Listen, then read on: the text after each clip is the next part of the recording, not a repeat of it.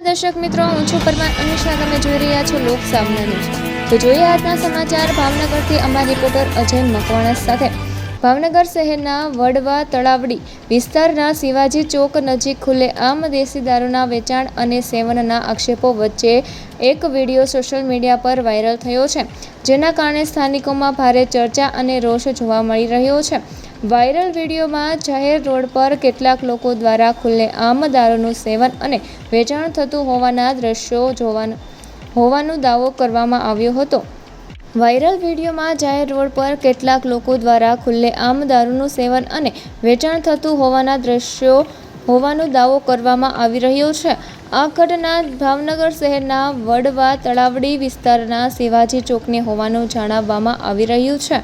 સ્થાનિક રહેવાસીઓના જણાવ્યા અનુસાર વહેલી સવારે તેમજ સાંજના સમયે અસામાજિક તત્વો દ્વારા આ પ્રકારની પ્રવૃત્તિઓ થતી હોવાને કારણે મહિલાઓ, વડીલો અને સામાન્ય નાગરિકોને મુશ્કેલીનો સામનો કરવો પડી રહ્યો છે.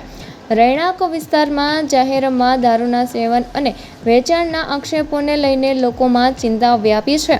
ગુજરાત રાજ્યમાં દારૂબંધી અમલમાં હોવા છતાં વાયરલ થયેલા વિડીયોને લઈને સ્થાનિક પોલીસની કામગીરી અને પેટ્રોલિંગ અંગે પણ અનેક સવાલો ઊભા થયા છે.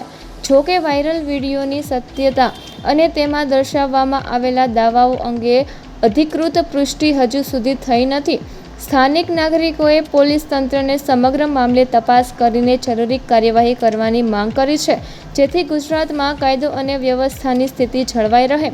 તો ફરી મળીશું એક નવા સમાચાર સાથે. ત્યાં સુધી જોતા રહો લોક સામના ન્યૂઝ.